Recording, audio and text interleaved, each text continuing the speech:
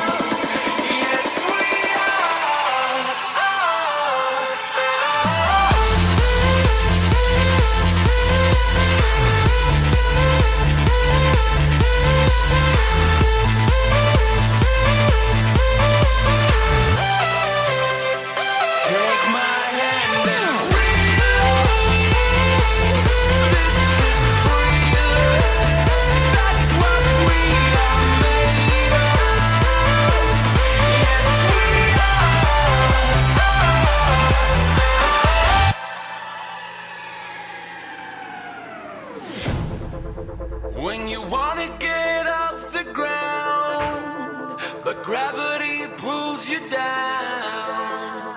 Gravity pulls you down.